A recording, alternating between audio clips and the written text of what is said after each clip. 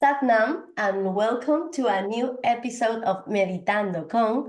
Today, I have the pleasure to talk, and meditate with a dancer born in Britain and currently resident in Italy. She has dedicated her life to movement and self-expression. Since 1987, she has received extensive training in various yoga styles and meditation, becoming a certified Yoga Alliance, Kundalini Yoga teacher trainee, and meditative healer.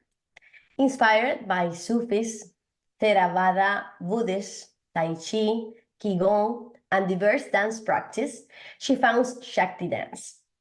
This unique approach blends movement, breath, and sounds with awareness, harmonizing individuals with the earth, resonance, and vital energy. With a background in naturopathy, and education, she developed the Shakti Dance teacher training program in 2005. In her role as the head of the Shakti Dance Academy, she has trained and mentored teachers globally, maintaining the method integrity. Her recent focus is on rituals to regenerate the earth, integrating Celtic nature archetypes with seasons.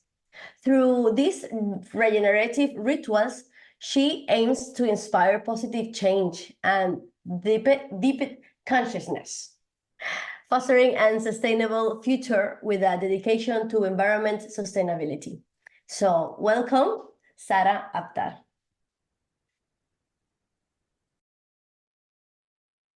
Thank you. It's lovely to be here. Thank you for the invitation to join you.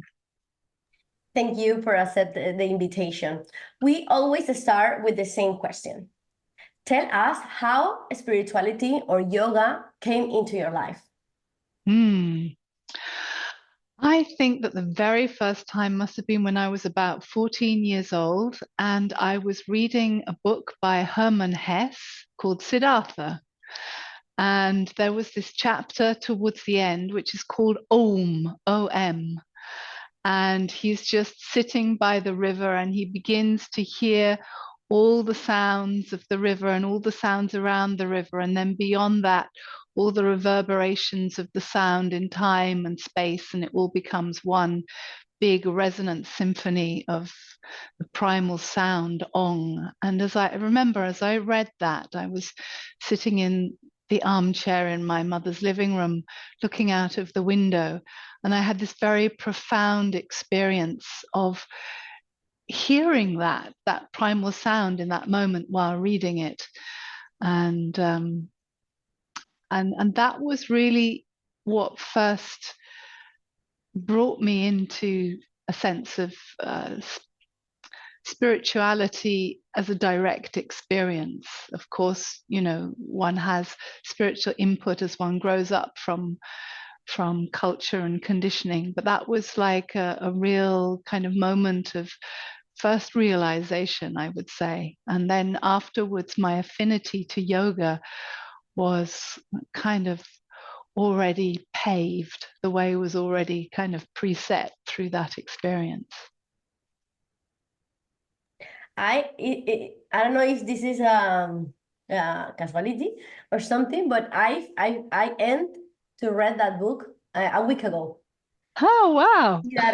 Yes. And for me, it was amazing because I love the way he connect with this, with their own being, but not through any religion or something. You know, he found their own path through river, through these sounds of Om, and it's a beautiful book. I think it's, for me right now, it's in my top 5 of the best book I ever read in my life. Yeah, and the beauty of it is also because this Om is all about the cycles that are in nature that are resonating.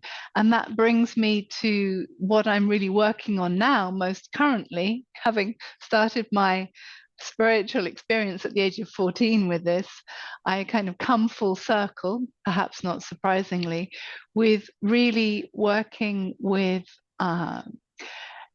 practices that help to attune us to those primal sounds of nature and those primal cycles. It's beautiful, it's beautiful. And thank you for doing that, because I think we are in the moment and we need it. We need this urgent. What were the key inspiration or experience that led you to create Shakti Dance? Well, I was practicing Kundalini Yoga by the time I was 19 years old. So we're talking, well, that's back in 1987. I started practicing Kundalini Yoga. And I loved it because it, you know, it gave me that experience of becoming very fresh and clear and vital. But I also did find it very linear and masculine and angular and forced to a certain extent. I had always, all my life since I could walk, been somebody who expressed themselves through movement and dance, particularly spontaneous dance. As a teenager, that was my lifeline. That was what enabled me to express and transform my confused teenage feelings. And I was also an artistic gymnast that I trained at school and went on competitions with. So I was used to using my body in a kind of a fluid way. And I was used to just like naturally attuning to the flow. And so when I was practicing Kundalini Yoga, there was always a kind of an inner research as to how can I do this movement so that it can become self-sustaining, so I don't have to like feel so much effort, but can go into a flow and enjoy the flow and then really start to meditate and feel the harmony of the movement. So during my early 20s, I had some lower back pain in my lumbar region. And I was also studying Satnam Rasayan healing method at that point. And I was slowing down the Kundalini exercises that I knew, like Sufi circles and spinal flexes and shoulder rolls and sideways stretches and, you know, these torsion twists, in order to be able to go deeply into my body with my Satnam Rasayan meditative awareness to release the blockages that I was feeling with my trapped nerves in my lumbar region, in that healing space of Satnam Rasayan. And so that gave me the ability also to go deeper into, let's say, the interspaces between one micro position and another, and to then create a much more conscious sense of fluidity in the oscillation of the movement, as Kundalini Yoga is traditionally oscillating from one posture to another. It was like, how can I create the continuous flow from one posture into another? You know, even with the camel ride. And then, you know, my awareness went in and in and in, and I started to watch the dynamics of the bandhas and the abdominals, and, you know, how the bones were pressuring against the ground and receiving the rebound force and lifting and releasing and relaxing. And so through that, I was not only able to find healing and relief for my lower spine, but I was also able to go very deeply into these initially very kind of like angular movements and create more fluid flows of energy and find like spinal waves within the movements, still combining it with the breath. And I found that that began to release a creative, nurturing flow that was not only healing, but also helping to really increase my vibrancy, my vitality, and unlock my creative potential in a much more kind of subtle power way, rather than the Kundalini kind of, yes, here I am super person, you know, is much more like this subtle energy coming from deep within that was pulsating and gradually accumulating, a bit like, you know, a flower blossoming in a very organic, natural way. And in fact, all of the movements became characteristically very organic as opposed to this angular motion. And we can see this as being the dialectic in Indian dance between what's known as the Tandava dance and the Lasya dance, where the Tandava dance is a very masculine form of dance, where they're really like looking at the angles within the movements. And then the Lasya, which is then taking those angles as like the structural foundation, and then causing it to become much more fluid and flowing. So, you know, this is kind of two very archetypal modalities of movement, which we traditionally maybe call masculine and feminine. So Shakti dance begun its life by becoming the feminine flow of the masculine angular form of Kundalini Yoga.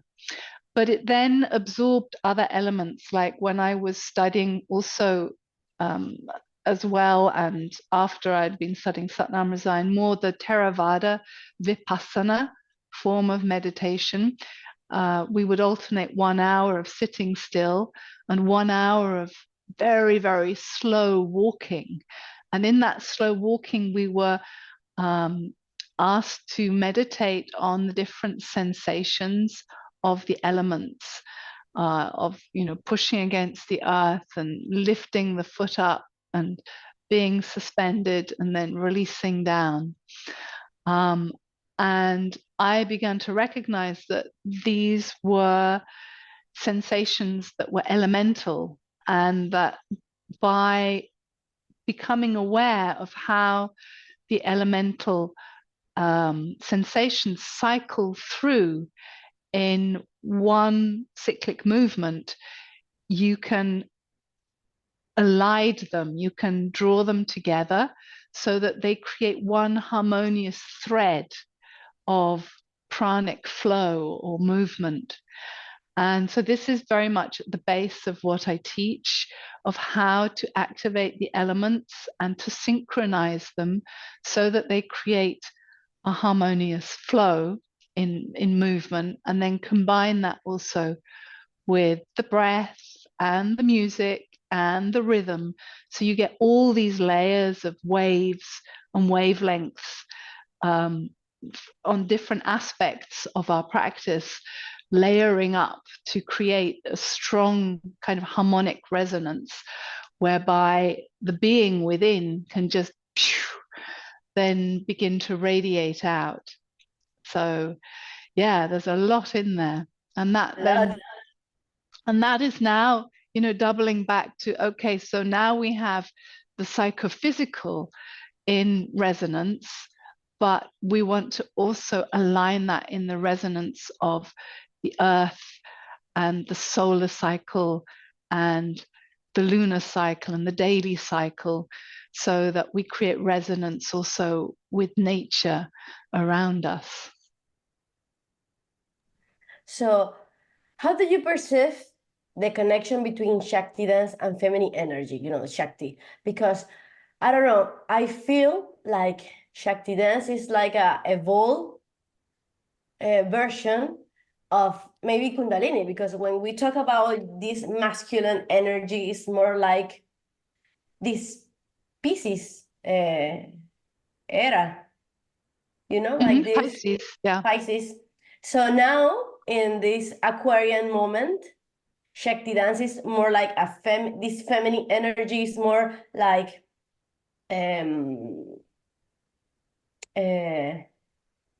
you know, I feel it's like it's perfect for this moment, you know, for this type, for this age that we are living. In fact, it is. But even that has been a process because, you know, the first blossoming of Shakti dance, kind of like a little flower on the tree of Kundalini Yoga, as it was back then, you know, it even just to understand what that Kundalini Shakti energy meant in terms of the feminine was a process and an unfolding, because its identity wasn't really very clear when I first started out with it. And actually, you know, the prototypes of Shakti dance were there already throughout the 90s. And it only kind of like consolidated as a clear form at the beginning of the 2000s, and then into a system by 2005 when we started offering the trainings.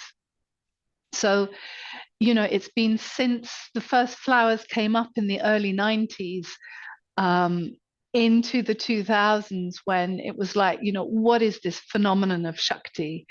And by the time I wrote the Shakti Dance Teacher Training Manual, like I had a clear idea of what Shakti was within the framework of Hindu mythology and yogic philosophy and how it worked mechanically in the practice.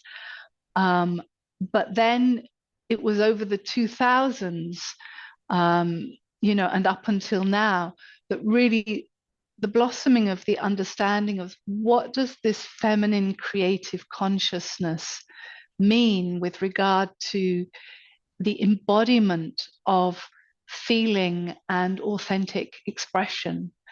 And although those were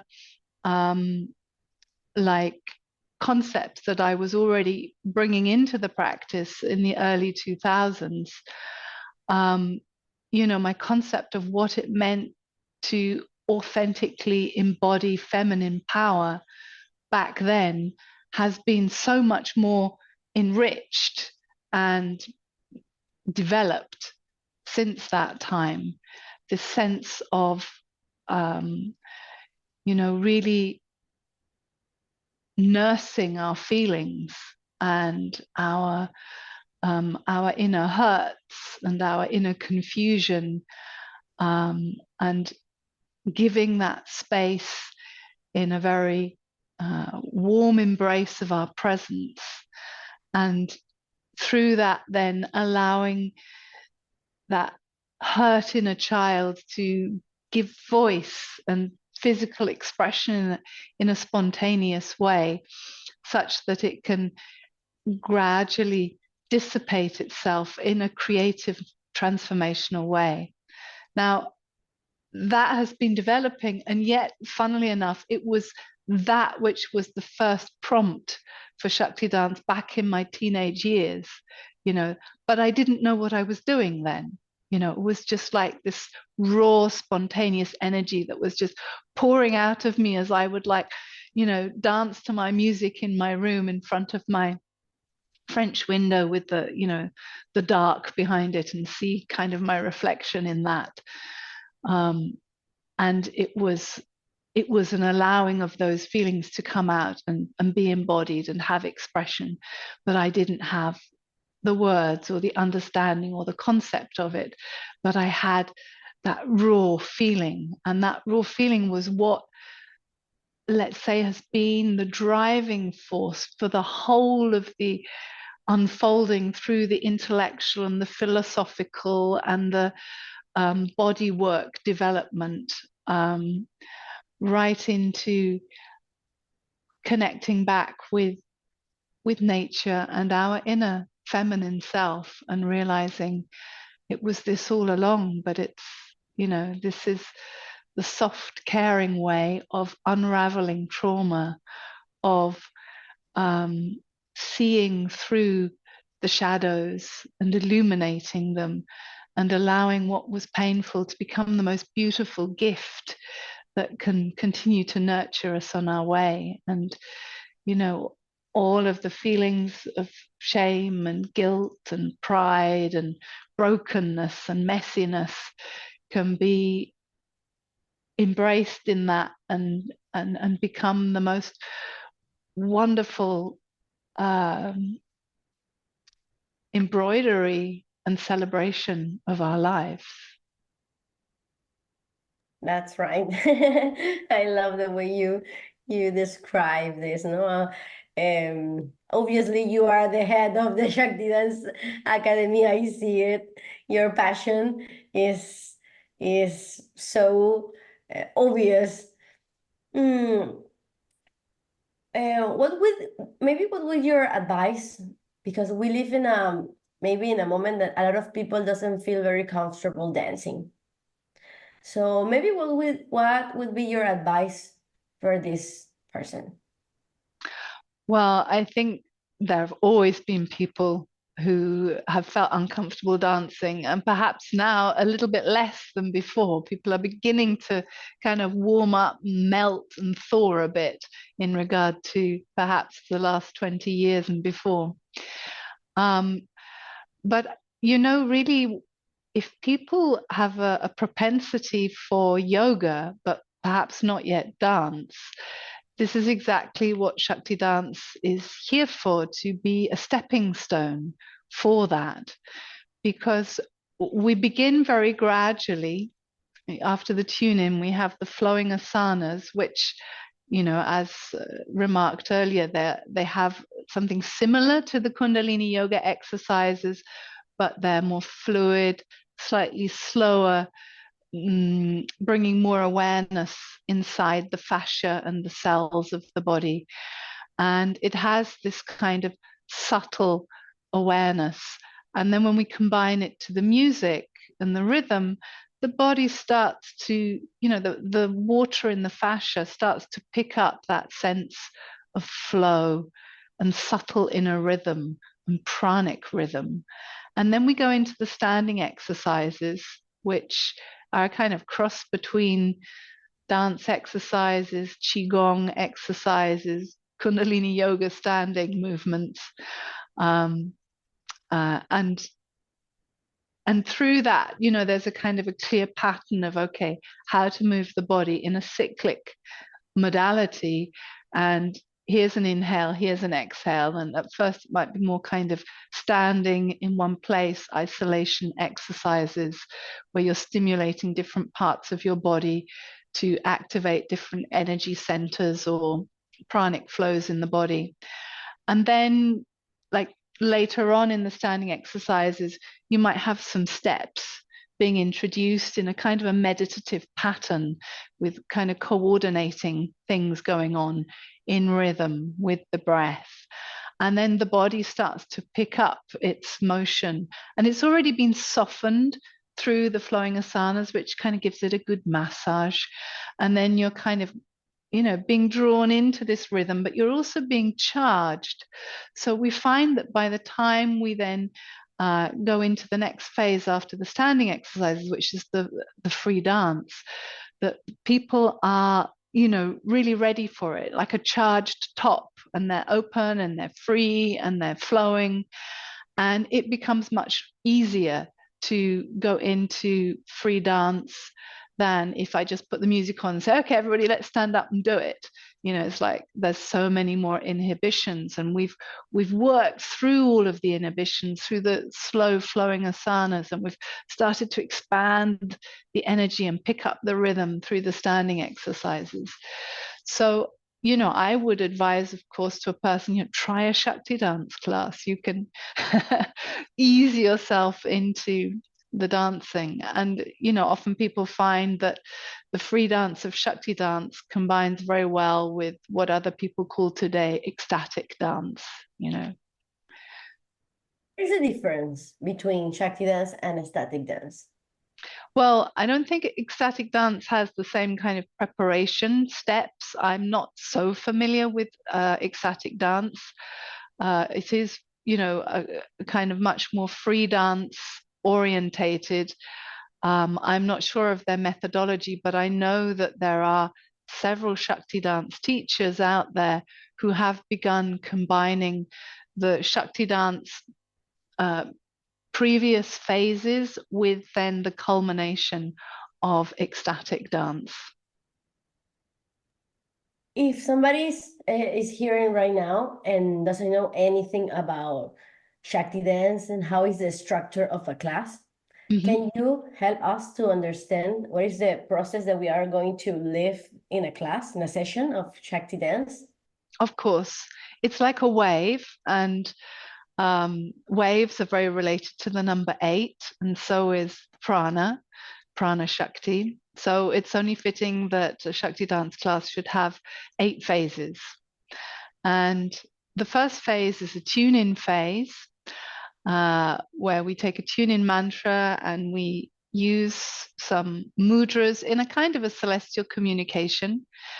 And that brings us our alignment, similar to Kundalini Yoga, to this primal creative force of Ong or Om, which in Shakti dance we see that primal sound as being like the womb of creation. So Ong or Om is the primordial feminine space in which all vibration is occurring.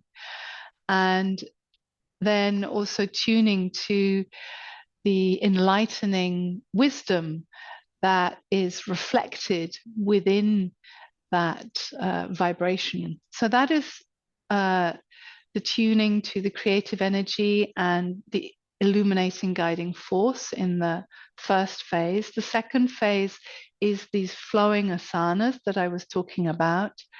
The third phase are these standing exercises, which are coordinated also with the breath and the rhythm and the steps. And that helps to charge and expand the energy.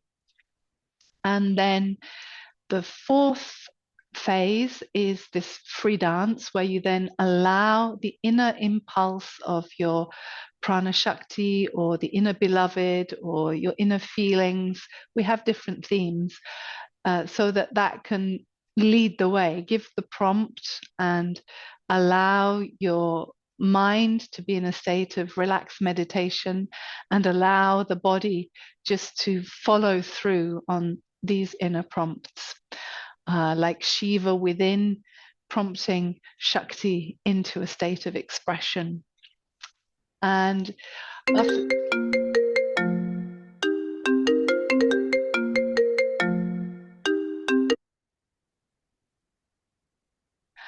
then after the free dance, phase 5 is then a relaxation on the back.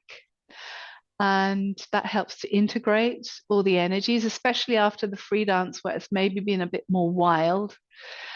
And often that's a time when people have kind of emotional releases as things shift in their fascia and old pockets of tension are released and diffused, and maybe like images come up.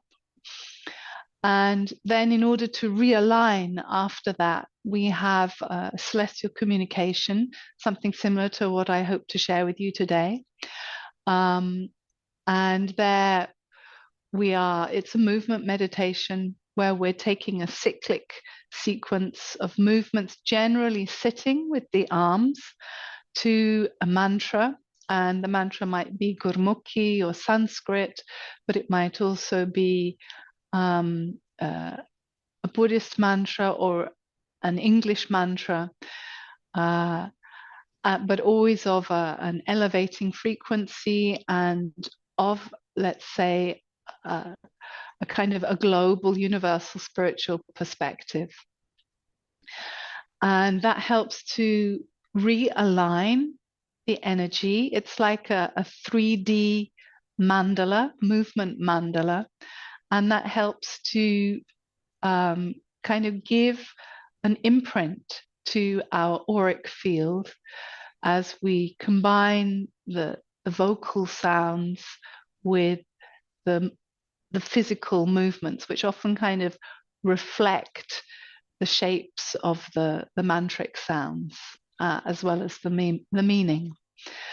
And that can be a very deeply meditative experience, and also like completely change our frequency and help us to, access new planes of wisdom, kind of different akashic frequencies of knowledge and wisdom. And then we move from the the sixth phase of the celestial communication into still meditation.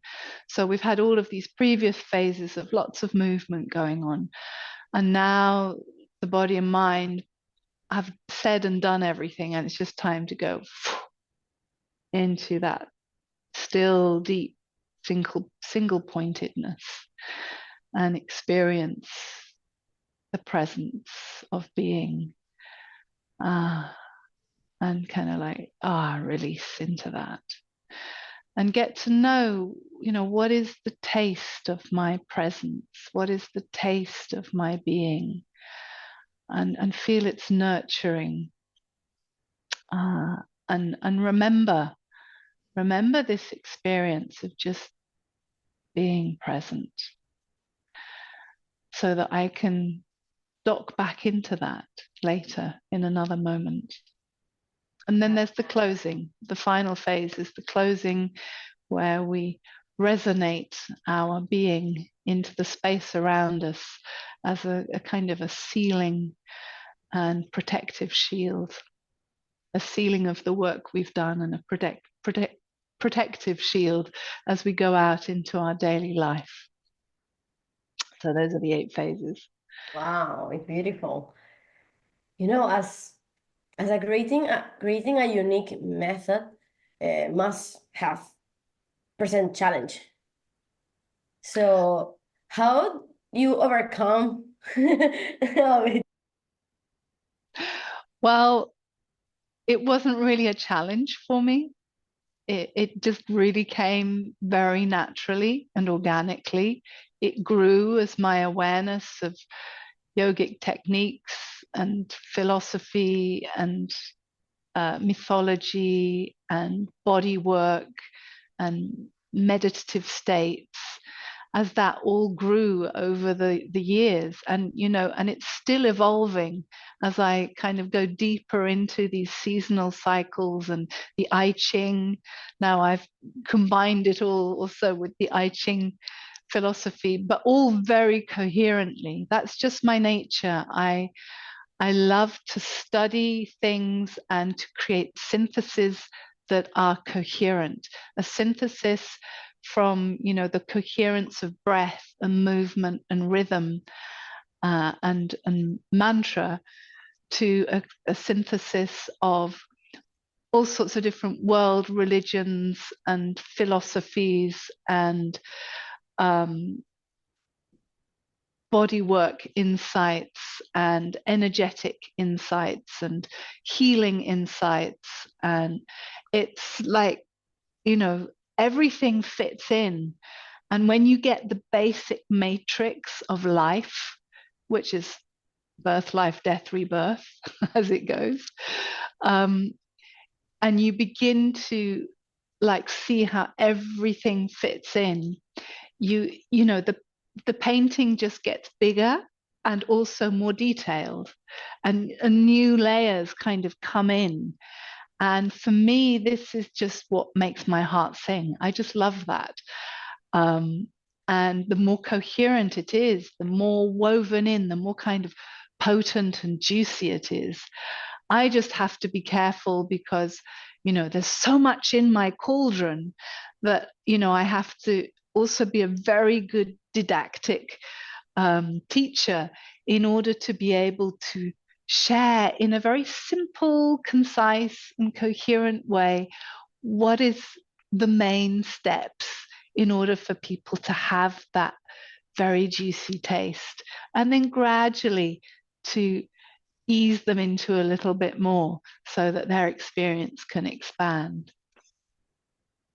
Yeah, it's beautiful because I feel so of this feminine energy, this creativity, in this method. For you, there is a specific moment in the history of Shakti dance that you consider particularly special or significant? I think it must be when we did the first trainings, which was, as I said, like 2005, 2006. And all at once, there were 3 different trainings that came up just within a few months of each other. So there was a quite a big one to begin with in Germany, because I used to live in Germany, so I had quite a lot of students in Germany. And then I was, by that time, also already living in Italy. So we had also an Italian teacher training. And then I was also going back to UK, which is where I'm originally from, and where I also had students. So I had these 3 trainings going on, and I was teaching all of them on my own contemporarily. And that was like, whoa, that's a lot. So then the year after, I said, no more teacher training, I'm going to train trainers. So there was like maybe 7 people who I trained to become trainers over the following year. That was in 2007. And then in 2008, we had an international training where the people I trained as trainers became also the trainees and interns. So they were like co-teaching a bit, which was a good thing, because by that time I was pregnant with my son. So I didn't have to teach all of it on my own. And that international training, which we held also here in Italy at a retreat center, it was like 3 intense weeks and an exam weekend. And during the exam weekend, I was giving birth, and the interns were holding the exams. So that was quite something. But that international training was so intense and so closely knit that, you know, a lot of our trainers of today were in that group. That was like a real foundational group. And then after that, we started, you know, teaching Shakti dance trainings around the world, as these different trainers, like, you know, split off and they began to put on their trainings as well. And then around like 2000, I would say 16, 17, the Shakti Dance Academy started to be established.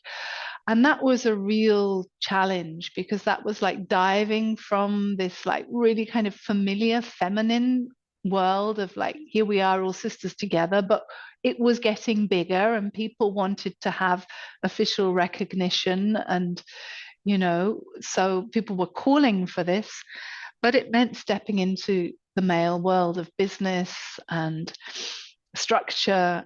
And so that was a real challenge to like marry these 2 elements together. And that kind of stabilized just a few years ago, kind of just after COVID started to, you know, the lockdown started to move away. We kind of established an even keel with it.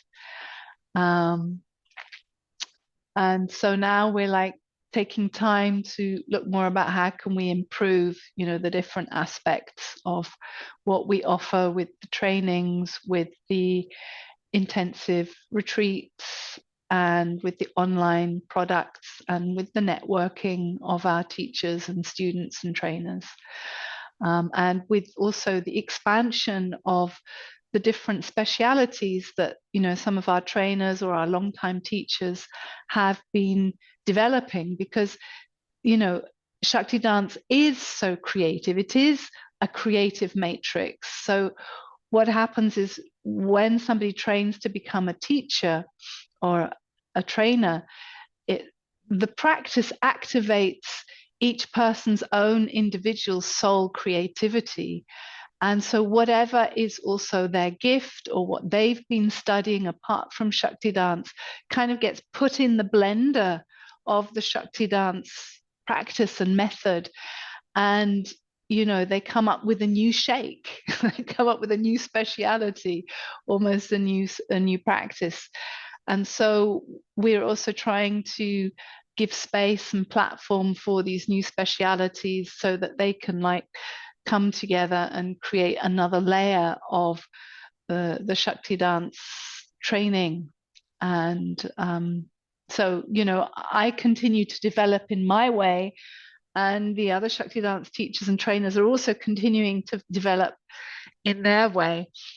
So it just continues to to grow in all sorts of different directions, a bit like a plant, and some of the branches go off in very strange and weird and wonderful directions that maybe have not so much to do with the central stem or trunk of what Shakti dance is, but still, it's a source, a generation of creativity for people's lives, and helping them to have a modality to express their gifts to the world. It's a very special and wonderful creation for everybody.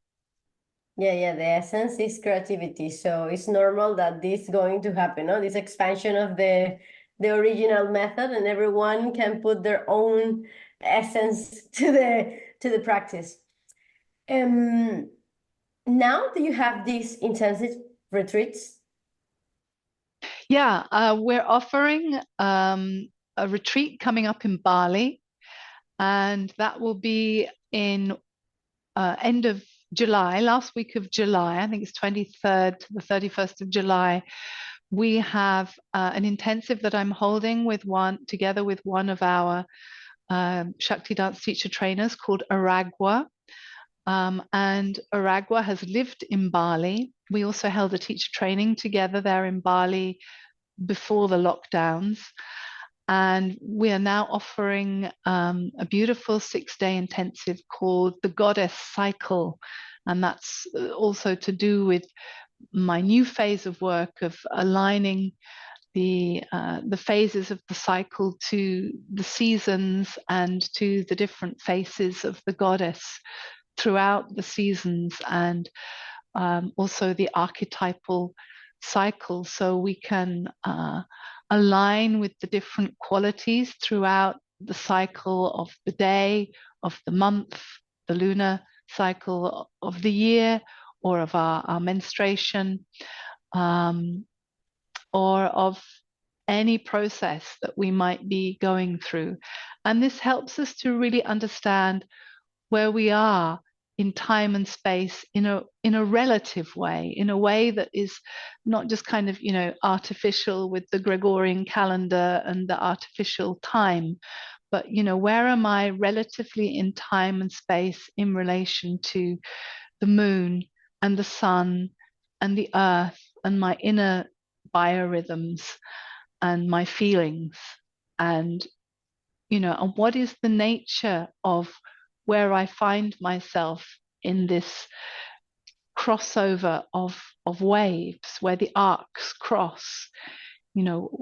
What is that quality, and how can I reflect on that quality and understand what that means for how I'm feeling and expressing myself, and when is it time to stay inwards, and when is it time to move forwards, and what qualities can I bring to that, so that I can really flow with life, and I can really bring out the wholeness of who I am and live a whole life, and in that wholeness to really be able to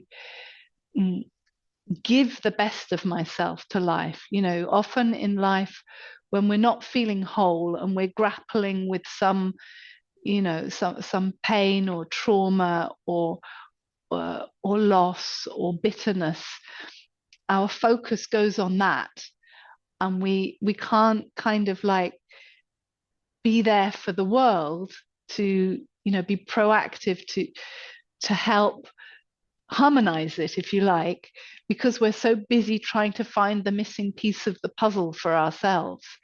So when we find a way to nurture that missing piece of the puzzle or pieces and find wholeness, then it's like, well, okay, now I can be here for the rest of the world, and I can be a giver and help in whatever way I can, whatever way I'm called to do. My soul with its mission or its calling or its gift can come through and do its stuff. What elevates words is I love hear you. It's beautiful. Will you share an inspiring anecdote that you have know with Shakti dance has probably impact? A what? I didn't catch that. Will you share maybe an inspiring anecdote or An story of anecdote. how Okay. Shakti dance has possibly impact in someone's life? Mm. Yeah, for example, it's happened on several occasions that women who've experienced sexual abuse have taken part in a Shakti dance teacher training, and they have, in more than one instance, explained to me how they may have spent years and years with some kind of psychotherapy trying to work through the experience, the traumatic experience of abuse. And even though they've been, avidly following and doing everything that this therapy was proposing, that they'd never managed to kind of break through these kind of feelings of being oppressed by that trauma. And they've discovered that through the practice of Shakti dance, that their, energy body changes. So, what's happening is that the feelings that are stuck in their fascia become thawed through these very gentle, deep massaging movements, and their energy shifts, their auric energy shifts, their energy pulse and biorhythms shift, so that this kind of like amorphous feeling of that is often just carried in the aura where there's sexual abuse gets kind of digested and eaten and worked through, and it's like they get, oh, finally I can exist without feeling these heavy clouds of shame and blame and bad feelings that just are like kind of old mud dripping down, and they get this window of clarity and flow, and begin to feel a home with their femininity, and more alive, and and not held down by this energy. So it's like it cleans and clears them in a psychophysical way that just that analytic kind of therapy wasn't able to give them. And that's really beautiful when you see humans blossoming through this practice, and looking years younger, by the way, and look at me, I'm 56 now. You look amazing. Yeah, and that's really because this feminine Kundalini Shakti, or as I also call it now, Arwen, from the Celtic bardic tradition, it is the juice of life. It is a fountain of rejuvenation and regeneration without any kind of transplants or makeup or whatever. No, you don't need anything. You're perfect. Yeah. It's amazing. Hmm.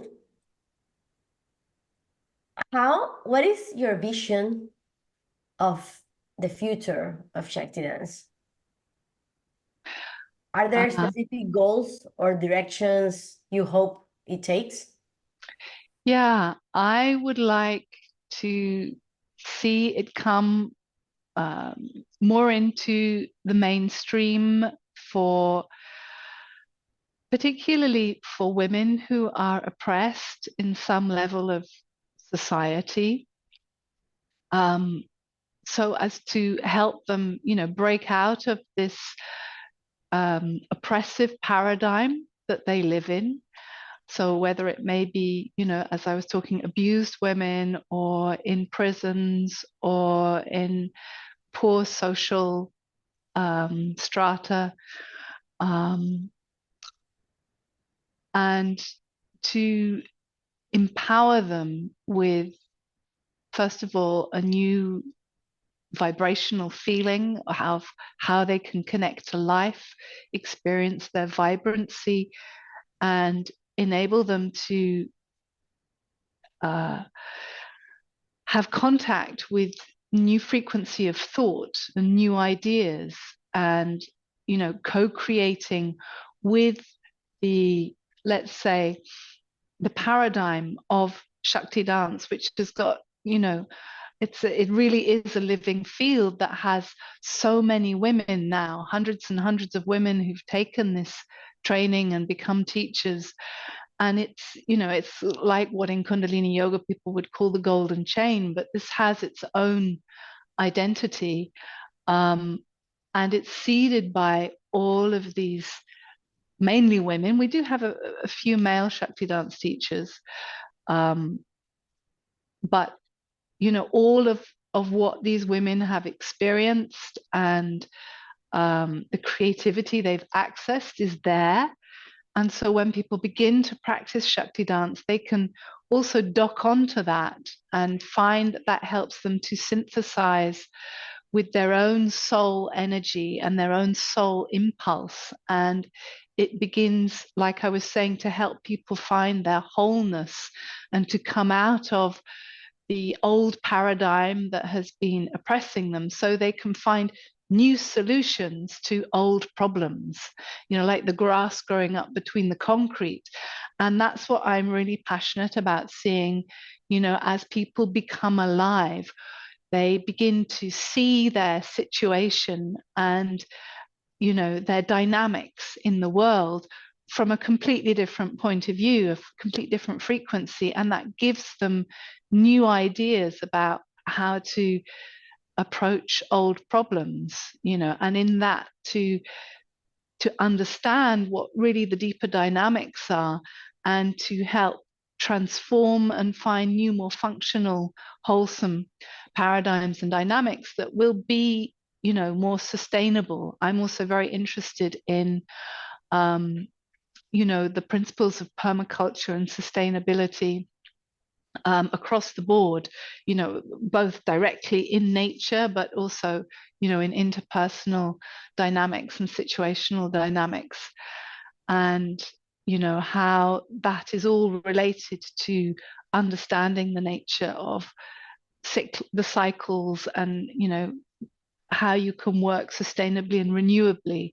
We have to learn how to release and transform the old so we can regenerate the new. And as long as we're afraid to let go and to enter the unknown, and to release our identity of who we thought we are in order to enter into a new world, the old toxicity can't be transformed into the new angelic, pristine freshness that is going to carry us forwards.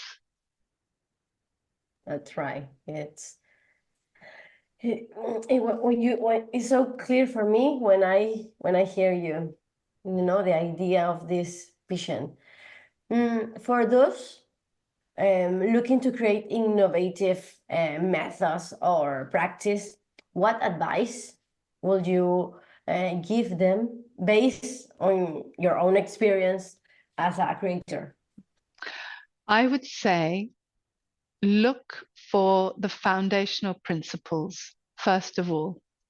And once you've established those, look for the similarities and the coherences in every element that you bring into your established foundation, and see how that can be woven in with coherence, because it's through the coherence of similarities of systems and experiences and forms that that the synthesis comes about. Imagine that you have a wish that applies to you and the rest of humanity. What will you wish for? It would be harmony. It would be co-creative harmony, so that we can all align with the primal pulse from within, that pulse that is emanating from what we call our anahata chakra, that heart center that has the subtle song of the source reverberating through it. And that subtle reverberation is modulated by each and every one of our soul currents.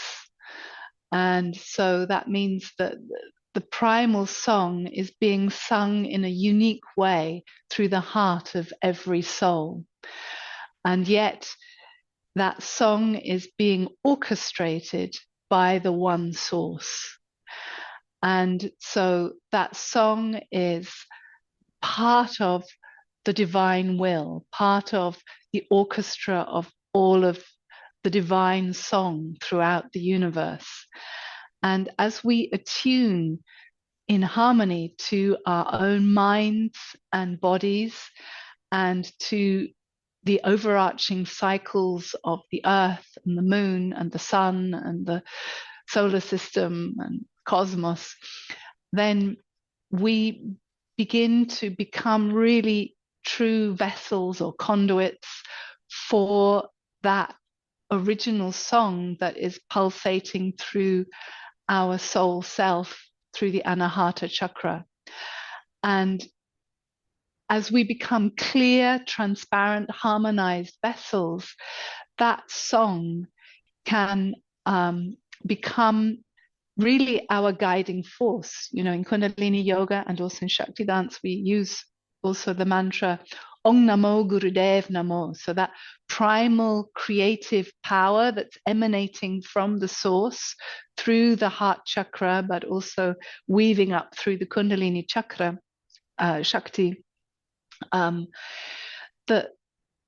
is then illuminated by that primal guiding force that comes from the source, and that inner guidance becomes so clear for the whole of humanity and so creative, so innovative, that we directly know from within what is our role, what we have to do from moment to moment as an innately spontaneous feeling, like in the way when we dance, Shakti dance, the prompt, now I have to move my arm and my body, but without even thinking, it's just a natural expression. But that our natural expression is so naturally aligned to the divine impulse that each of us knows exactly what to do in each moment. And it's a spontaneous dance that at the same time is a kind of internal government, but a government without any oppression or restriction, but complete freedom and creativity, because there's such an alignment to the source. And everybody is completely coordinating in harmony and co-creation and knowing exactly what we have to do to restore our world in double quick time and bringing heaven to earth. There we go. That's my vision. And that's what I would call synchrony. So it's the government not of a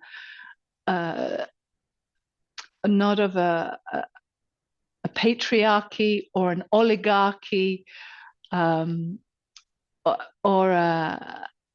any other kind of archy, but a synarchy. Like there is a complete synthesis and inner coordination that is just so enlightened, that it's basically, let's all become so attuned to harmony that we are enlightened to our true nature, that it's just the divine shining through us, and yet with a sense of free will, very much, each of us.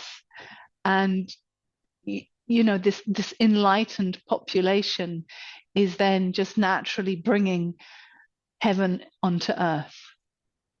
Oh my God. I hope your dream comes true. I really hope. Before jumping to the meditation, thank you, Sara.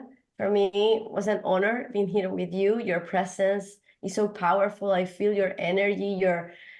You are so you are an inspiration for a lot of people, and I have to say it. Thank you so much for your work. It's beautiful. It's so elevate. And I this space is for you for the meditation. And thank you again. It's an honor. Thank you. It's an honor to be with you too. Thank you.